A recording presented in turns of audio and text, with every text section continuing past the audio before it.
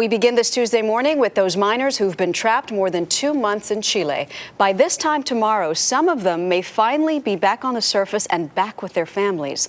CBS News correspondent Seth Doane is at the San Jose mine this morning with the latest on rescue efforts. Seth, good morning.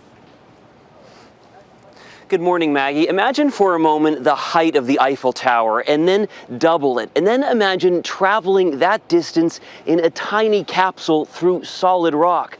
That is the incredible rescue operation that is about to get underway today after engineers ran several successful tests of the capsule yesterday.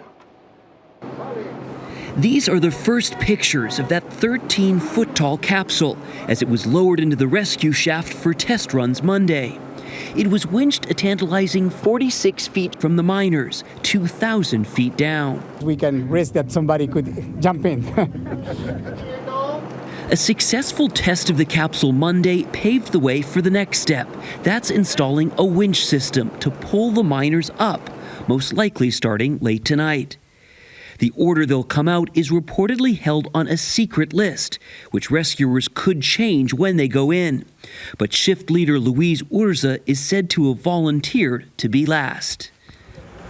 On the surface, teams of doctors will immediately evaluate them. This will be their next stop. They'll be airlifted to this hospital in Copiapó for observation. Here, beds have been readied for their most famous patients yet, and an examining room as dark as a movie theater was designed to mimic the mine. Deep underground, miners are said to be contemplating life after this odyssey, speculating about movie and book deals and appearances on game shows. But just outside the mine, loved ones reflected on the last 2 difficult months. There were days when we lost all hope, Maria Herrera told me, but I don't want that to take away from the joy we're feeling now. Herrera says she's anxious but excited to see her brother Daniel again.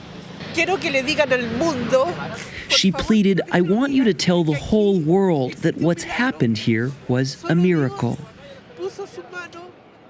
Now, last night it seemed almost a reflective calm seemed to kind of fall over Camp Hope here. But of course, this morning, tensions are rising, nerves are on edge as a rescue nears possibly tonight. Maggie?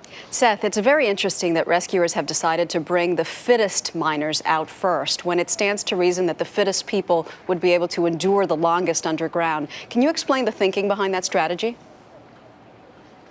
Absolutely. It seems kind of counterintuitive, doesn't it? But rescuers want the fittest, the most able, the most tech-savvy miners out first so that they can glean as much information about that journey up as possible in order to help the rest of the rescue process. Maggie? Makes sense. Seth Doane at the San Jose mine. We'll see you again tomorrow. Thank you, Seth.